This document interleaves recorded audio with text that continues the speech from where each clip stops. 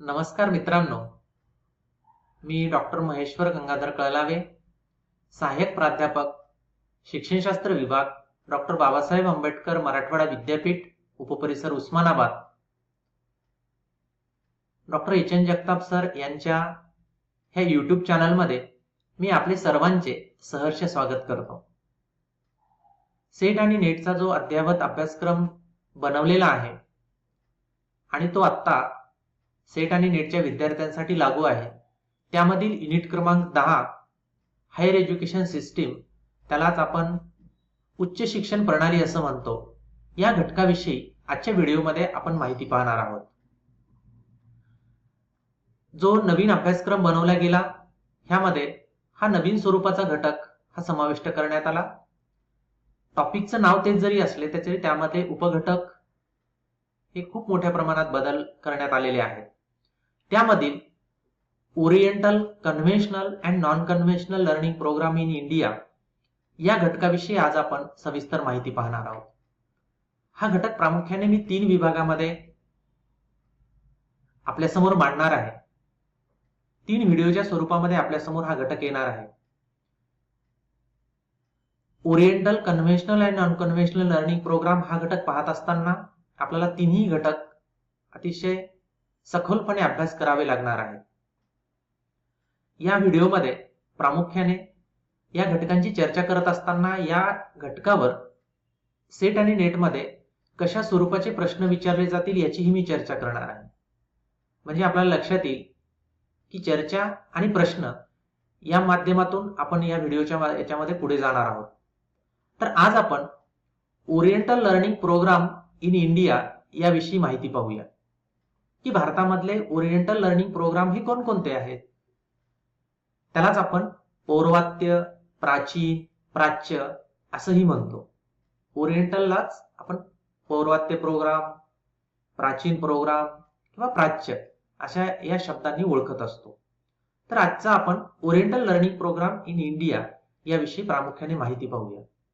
तर oriental learning program हा काय असतो, ओरिएंटल लर्निंग प्रोग्रामचे उद्देश काय आहेत, ओरिएंटल लर्निंग प्रोग्राम सुरू करण्याच्या पाठीमागची भूमिका काय आहे, या सर्व गोष्टींची चर्चा आज आपण करणार आहोत.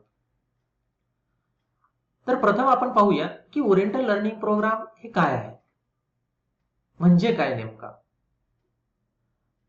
Oriental studies is the academic field of study that embraces Near Eastern and Far Eastern societies and cultures, languages, peoples, history and archaeology.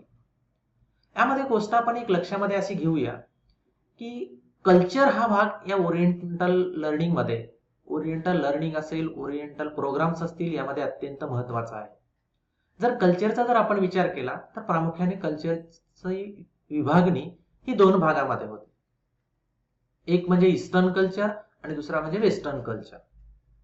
तर आता वर्तमान काळामध्ये आपण वेस्टर्न कल्चरच्या याच्यामध्ये वावरत असताना आणि ईस्टर्न कल्चर जर असेल तर पौर्वात्य संस्कृती आणि पाश्चात्य संस्कृती, ह्या 2 घटकांचा विचार हा ओरिएंटल लर्निंगच्या बाबतीत अत्यंत महत्वाचा ठरतो.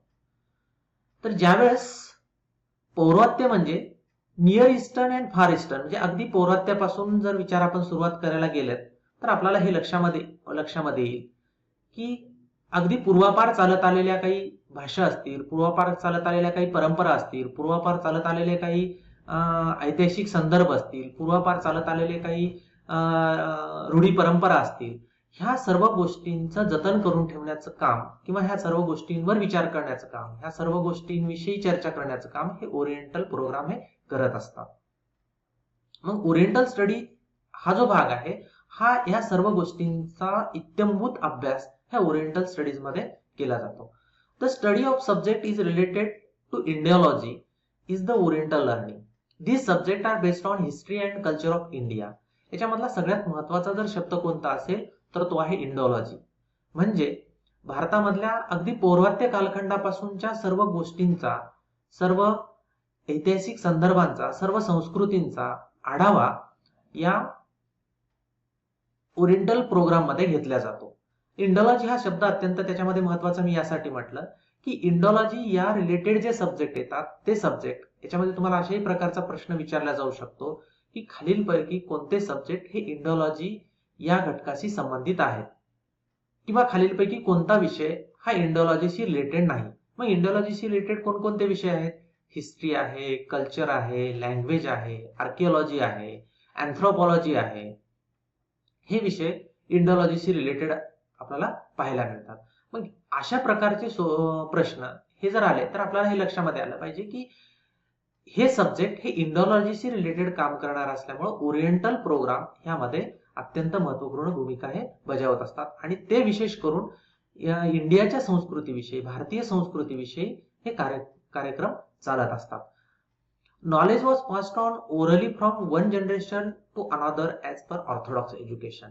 याची प्रामुख्याने भूमिका काय आहे की पारंपरिक एज्युकेशन जे असतं तर ह्यामध्ये अगदी ओरली म्हणजे आपण मुखोद्गत स्वरूपाचं ज्ञान हे एका पिढीकडून दुसऱ्या पिढीकडे संक्रमित करण्याचं काम हे ओरिएंटल प्रोग्राम मध्ये आपल्याला अभ्यास करताना पाहायला मिळत असतं. उदाहरण जर राहिलं तर वेद आहेत, उपनिषद आहेत. म्हणजे एका पिढीकडून अशा कोणत्याही प्रकारची स्क्रिप्ट नसताना किंवा काही स्क्रिप्ट जर असतील तर ते अतिशय अगोदरच्या कालखंडामध्ये असतील तर हे जे ज्ञान आहे हे एका कालखंडाकडून दुसऱ्या कालखंडाकडे किंवा एका पिढीकडून दुसऱ्या पिढीकडे संक्रमित होतं. आणि याचा अभ्यास हा ओरिएंटल लर्निंग किंवा ओरिएंटल प्रोग्राम मध्ये करताना पाहायला मिळतो. याचे प्रामुख्याने उद्देश काय आहेत? तर त्याचा पहिला उद्देश तुम्हाला यावर प्रश्न अशा पद्धतीने विचारला जाऊ शकतो की 2-3 प्रकारचे उद्देश दिलेले असतील आणि ओरिएंटल प्रोग्रामचा खालीलपैकी कोणता उद्देश नाही. तर आपल्याला हे उद्देश माहित पाहिजे म्हणजे आपल्याला ते उद्देश त्याचं उत्तर हे शोधता येऊ शकतं. त्याचा पहिला उद्देश असा आहे to gain awareness and understanding of particular country or region in Asia through training in one of the discipline represent in the department of Asian studies. म्हणजे हे जे तुम्हाला काही सगळ्या वेगवेगळ्या प्रकारच्या विषय दिसतात, अँथ्रोपॉलॉजी आहे, आर्ट हिस्ट्री आहे, इकॉनॉमिक्स आहे, हिस्ट्री आहे, लिंग्विस्टिक आहे, literature, music, political science, religion किंवा सोशॉलॉजी, हे जे आहे तर या बाबतीत पौर्वात्य कालखंडामध्ये काय काय गोष्टी ह्या होऊन गेल्या किंवा काय काय गोष्टींची चर्चा ही किंवा या विषयाच्या संदर्भामध्ये, या विषयाच्या विकासामध्ये ह्या काय काय पौर्वात्य कालखंडामध्ये होऊन गेल्या याविषयीचा अवेअरनेस तयार करण्याच्या संदर्भामध्ये हा ओरिएंटल लर्निंग प्रोग्राम हे काम करत असतो. Have an opportunity to explore a range of disciplinary approach to interdisciplinary. म्हणजे प्रामुख्याने आता बघा आर्किओलॉजी हे डिपार्टमेंट आहे, हिस्ट्री हे डिपार्टमेंट आहे. तर ह्या सगळ्या डिपार्टमेंटचा भाग हा एकच विभाग म्हणून किंवा एकच विषय म्हणून न बघता त्याला इंटरडिसिप्लिनरी अप्रोच मध्ये कन्व्हर्ट करण्याच्या दृष्टिकोनातून हा ओरिएंटल स्टडीज किंवा ओरिएंटल इन्स्टिट्यूट ह्या काम करत असतात. इंटरडिसिप्लिनरी अप्रोच आता वर्तमान काळामध्ये आपण इंटरडिसिप्लिनरी अप्रोचच्या विषयी फार बोलतो आहोत. म्हणजे इंटरडिसिप्लिनरी अप्रोच हा ओरिएंटल लर्निंग प्रोग्रामचा एक महत्वाचा उद्देश आहे हे आपण इथं लक्षात मध्ये घेतलं पाहिजे. To gain a comparative perspective on issue of affecting Asia as a region. म्हणजे कोणकोणत्या गोष्टी आपण एशियन रिजन मध्ये कंपॅरेटिव्ह केल्या पाहिजे किंवा त्यात मिळवल्या पाहिजे याचाही विचार ह्या ओरिएंटल लर्निंग प्रोग्राम मध्ये केला जातो. Develop global awareness and engagement through identification of the value, perspective and practice of Asian society, both past and present. म्हणजे वर्तमान काळामध्ये आणि पौर्वात्य काळामध्ये म्हणजे अगोदर घडलेल्या काळामध्ये ज्या काही गोष्टी असतील त्या गोष्टींचा कंपॅरेटिव्ह करून, त्या गोष्टींना एकत्र करून, त्या शोधून, त्याच्यातली मूल्य असतील, त्याच्यामधले दृष्टिकोन असतील, त्याच्यामधले काही प्रॅक्टिसेस असतील, ह्या डेव्हलप करण्याचं आणि त्याच्याविषयी अवेअरनेस करण्याचं काम ह्या ओरिएंटल इन्स्टिट्यूट करत असतात किंवा ओरिएंटल लर्निंगच्या माध्यमातून केल्या जाऊ शकतं. अजून ओरिएंटल लर्निंग काय काय करतं तर प्रामुख्याने आपल्याला ही गोष्ट लक्षामध्ये घेतली पाहिजे की ही सुरुवात केव्हा झाली तर 19व्या शतकामध्ये किंवा 20व्या शतकाच्या सुरुवातीला ओरिएंटल लर्निंग प्रोग्राम भारतामध्ये प्रामुख्याने सुरुवात झाली. आणि याला कारणीभूत कोण होतं? Western scholars are responsible.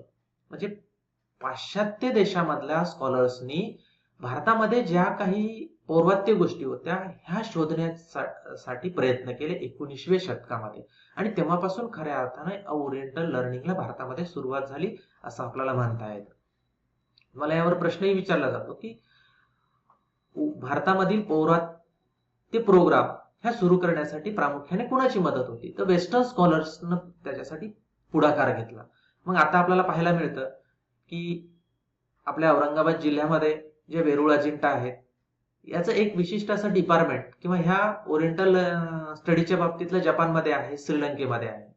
त्याचबरोबर वेगवेगळ्या प्रकारचं एक आपण पुण्याला भांडारकर प्राच्य विद्या संस्था आहे. ही संस्था सुद्धा ह्या ओरिएंटल लर्निंगच्या बाबतीत खूप मोठ्या प्रमाणामध्ये काम करत असते. मग भारतामध्ये असणारा अशा प्रकारचं जे नॉलेज आहे, अशा प्रकारचं जे ज्ञान आहे, हे ज्ञान मिळवण्याच्या आणि ते ज्ञान संवर्धन करून समृद्ध करण्यासाठी पाश्चात्य विचारवंतांनी एक पुढाकार घेतला आणि तेव्हापासून भारतामध्ये ओरिएंटल लर्निंगला सुरुवात झालेली पाहायला मिळते. Oriental research institute are specially devoted to Indological studies. याविषयी आपण आत्ताच बघितलं. काय करतात? आता याच्यावर तुम्हाला प्रश्न काय येऊ शकतो की ओरिएंटल रिसर्च इन्स्टिट्यूट काय करतात? तर ह्या कशासाठी कटिबद्ध असतात, डिव्होटेड असतात? इंडोलॉजिकल स्टडीज बाबतीत. भारतामधील संस्कृती असेल, भारतामधील आर्किओलॉजी असेल, भारतामधील जे पुरातत्व भाग असतील, याच्या अभ्यासाशी सर्व गोष्टी ह्या ओरिएंटल रिसर्च इन्स्टिट्यूट रिलेटेड असताना आपल्याला पाहायला मिळतात.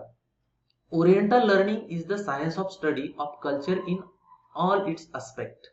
म्हणजे हा भाग कशाशी? एक संस्कृतीशी रिलेटेड असतो. सांस्कृतिक दृष्ट्या, एक वैज्ञानिक दृष्ट्या संस्कृतीचा अभ्यास करणाऱ्या सगळ्या घटकांशी रिलेटेड हा भाग असतो. आणि काय केलं जातं? Review, restructure and preserve and ancient institution and knowledge. मग ह्या इन्स्टिट्यूट काय करतात? तर ज्या काही पौर्वात्य गोष्टी आहेत त्या संकलित करण्याचं काम, त्याला पुनर्प्रस्थापित करण्याचं काम, संवर्धन करण्याचं काम ह्या ओरिएंटल इन्स्टिट्यूट ह्या करत असतात.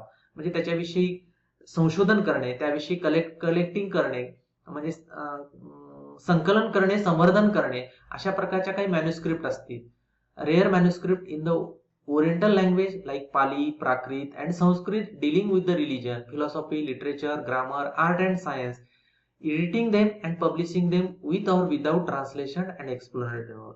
मग अशा प्रकारच्या जर काही मॅन्युस्क्रिप्ट असतील तर त्या संवर्धन करण्याचं काम, त्याच्यामध्ये काही एडिटिंग करण्याचं काम, जर ती एडिटिंग होत नसतील तर त्याला संवर्धन करून जशाच तसं ठेवण्याचं काम ह्या ओरिएंटल इन्स्टिट्यूट ह्या करत असतात.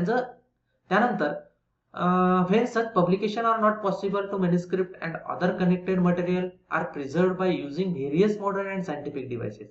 जर अशा काही मॅन्युस्क्रिप्ट असतील की ज्या आपल्याला ट्रान्सलेशन करता येणार नाहीत, ज्या आपल्याला त्याच्या संवर्धन करता येणार नाही, तर काही सायंटिफिक डिव्हाइसेसच्या माध्यमातून ह्या मॅन्युस्क्रिप्ट ह्या पब्लिश करण्यासाठी ह्या संवर्धित केल्या जातात. आणि अशा प्रकारच्या ह्या काम हे ओरिएंटल रिसर्च इन्स्टिट्यूट करत असतात. Practice and experience matter a lot in oriental learning. म्हणजे याच्यामध्ये कृती आणि अनुभवाला अत्यंत महत्व असतं. याच्यामध्ये this type of system leads the society to have more production, economic efficiency and specialization in various areas of activity like spinning, weaving, handicraft, bricklaying, metalwork, etc. याच्यामध्ये अशा प्रकारच्या ऍक्टिव्हिटीला अत्यंत महत्व दिलं जातं आणि अशा प्रकारच्या ऍक्टिव्हिटीमध्ये मग एक्सपिरियन्स येतो आणि त्याचबरोबर प्रॅक्टिस होते. त्यामुळे अशा प्रकारच्या ह्या सगळ्या गोष्टी ह्या ओरिएंटल इन्स्टिट्यूट ह्या प्रिझर्व करत असतात आणि यावर काम करत असतात. आता भारतामध्ये अशा प्रकारच्या ओरिएंटल इन्स्टिट्यूट कुठे कुठे आहेत याच्याविषयी प्रश्न विचारला जाऊ शकतो. एखादा प्रश्न तुम्हाला असाही विचारला जाईल की एक वेगळ्या प्रकारची इन्स्टिट्यूट दिल्या जाईल आणि तीन ओरिएंटल प्रकारच्या इन्स्टिट्यूट दिल्या जातील. तर मग अदेयर लायब्ररी अँड रिसर्च सेंटर आहे की जे पौर्वात्य आणि पाश्चात्य दोन्ही गोष्टींचा अभ्यास हे करत असतं. असियाटिक सोसायटी आहे, भांडारकर ओरिएंटल रिसर्च इन्स्टिट्यूट आहे की जी पुण्याला आहे, गंगनाथ ज्या केंद्रीय संस्कृत विद्यापीठ आहे, कुप्पुस्वामी शास्त्री रिसर्च इन्स्टिट्यूट आहे, मद्रास संस्कृत कॉलेज आहे, ओरिएंटल इन्स्टिट्यूट आहे, ओरिएंटल मॅन्युस्क्रिप्ट लायब्ररी आहे, ओरिएंटल रिसर्च इन्स्टिट्यूट आहे, संस्कृत अकॅडमी आहे, संस्कृत साहित्य परिषद आहे, द गव्हर्नमेंट संस्कृत कॉलेज आहे, सरस्वती महिला लायब्ररी महाल लायब्ररी आहे. त्यानंतर Vishveshvaranand Vishvabandhu institute of Sanskrit and Indological study. अशा प्रकारच्या वेगवेगळ्या इन्स्टिट्यूट ह्या याच्यामध्ये आपल्याला पाहायला मिळतात की जे ओरिएंटल स्वरूपाचं काम करतात आणि प्रिझर्व करण्याचं काम करत असतात. तर अशाही प्रकारचे प्रश्न हे तुम्हाला याच्यामध्ये विचारल्या जाऊ शकतात. तर हा भाग oriental learning program in India या बाबतीत आपण पाहिलेला आहे. पुढच्या व्हिडिओमध्ये आपण conventional learning program in India याविषयी सविस्तर माहिती पाहूया. Thank you so much.